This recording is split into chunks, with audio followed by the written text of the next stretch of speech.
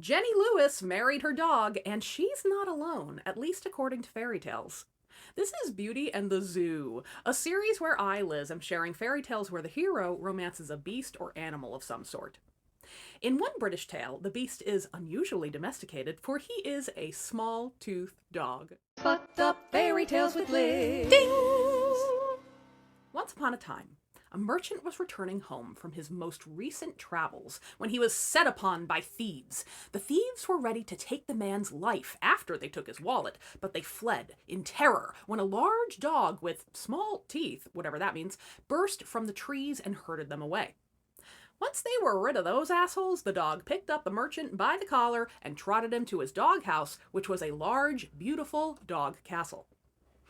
The dog nursed the merchant back to health, and the merchant asked the dog if there was any way he could repay the animal. You can repay me with the thing most precious to you. Oh, okay, then I'm gonna go fetch that fish I have that speaks 12 languages.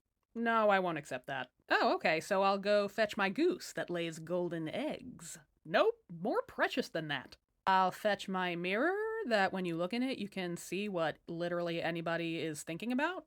Dude, that is creepy. And no, I mean your daughter. Obviously, I mean your daughter. Oh, I'm the creepy one. Fine. You can fetch my daughter in about a week. Stop trying to make fetch happen.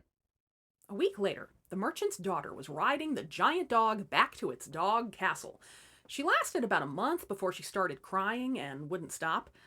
See, this is one of those folktales that doesn't bother to get into emotions or character building or whatnot.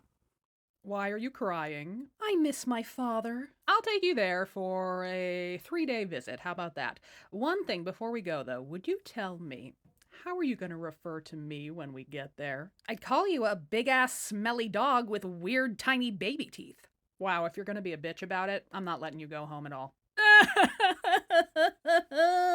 Okay, I hate to hear you cry, so let's try this again.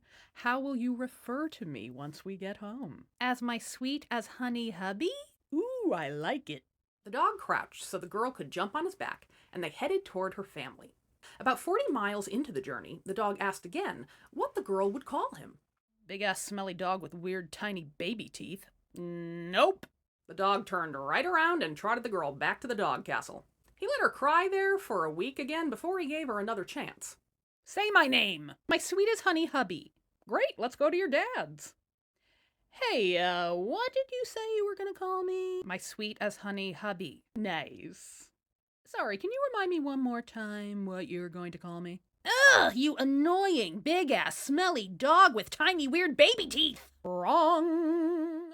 He let her have a good cry there for about a week before he gave her another chance.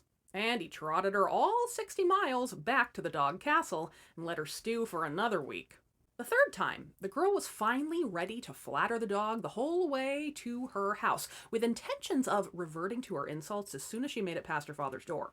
She was successful at keeping up the loving guise. At her walkway, the dog asked one more time what she would call him, and the girl was ready to clap back with her trusty big smelly dog tiny teeth slander, but when she turned back, the dog was seated on his haunches and wagging his tail and smiling, and he looked so sweet, she relented.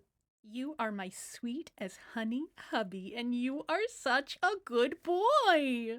Suddenly, the dog reared up on his hind legs and using his front paws, he ripped his head right off his own body and threw it into the forest. Then his fur fell off and he was a dog no longer. In front of the girl stood a handsome young man with, and I quote, the smallest teeth you ever saw. That's not on my top 10 list of handsome traits in a man, but you do you, boo. They got married.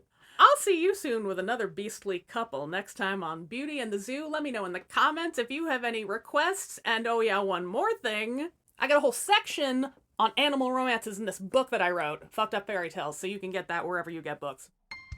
Fucked up fairy tales with Liz. Fucked up fairy tales with Liz.